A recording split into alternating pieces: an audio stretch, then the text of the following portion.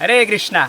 तो आप देखेंगे जीवन में सिग्नल्स क्यों होते हैं, क्या इंडिकेट करते हैं, चढ़ाव उतार क्यों होते हैं।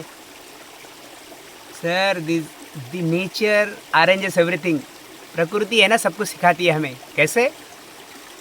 But actually we don't understand the nature. ये भगवान का जो बनाया हुआ जो कृत्रिम जो नेचुरल प्रकृति है ना, लॉज ऑफ नेचर, वो हम लोग समझते नहीं हैं और हम उसके ऊपर जो नियम है वो थोपना चाहते हैं अलग अलग।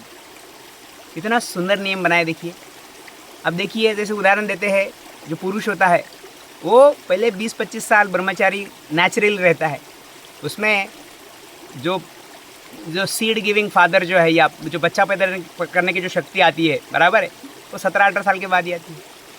उसके बाद वो फिर कुछ दिन के लिए गृहस्थ रहता है, फिर स्लोली वो फोकस ऑन द भगवान के साथ फोकस करना है, बराबर है। तो 25-25-25-25 4 भाग में डिवाइड किया। माताओं के लिए देखिए सेम फॉर माताओं में भी जब वो जो प्यूबर्टी आती है कब आती है, यस, पीरियड्स कब आते हैं देखिए, वो भी यस 15-16 साल के बाद। तो एंड देन वो 45 के बाद बंद हो जाते हैं। क्या नेचर बनाया, कितना सुंदर बनाया है ना भगवान ने। तो आपको जो इन नटसेल 20-25 साल ही मिलते हैं कि you can have a generation, बराबर। आप देन जो क्रिएशन है या जनरेशन है, नेक्स्ट जनरेशन को आप जन्म दे सकते हैं। एंड वो भी कैसे होना चाहिए, सुंदर फूल जैसे आप बना सकते हैं, क्रिएट कर सकते हैं।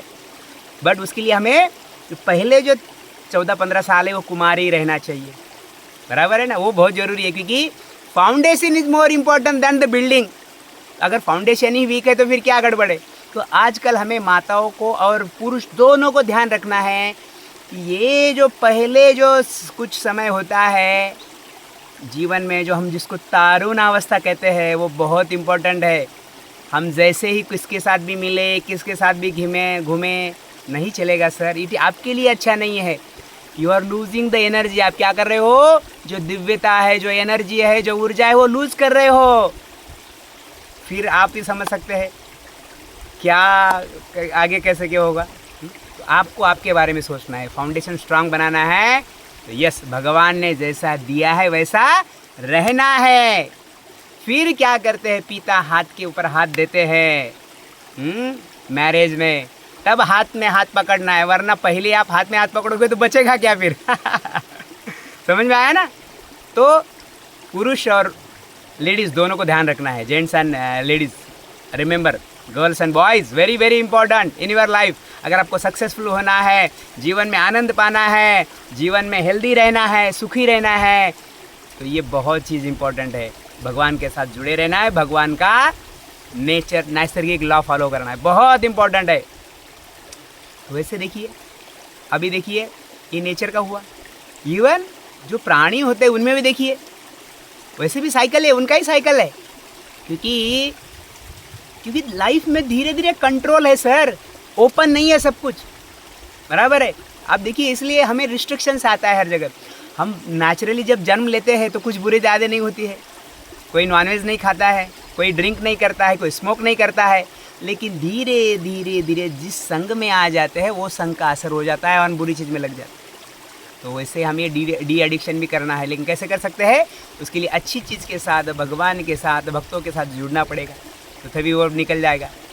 तो हमें कंट्रोल सिखा रहा है। अगर यू कैन रिमेन टॉप, जैसे ब्रह्मचारी कहा जाता है कि अगर बहुत ही अच्छा है, नहीं तो भाई गेट अप, ऑथोराइज मैरिज, बराबर है।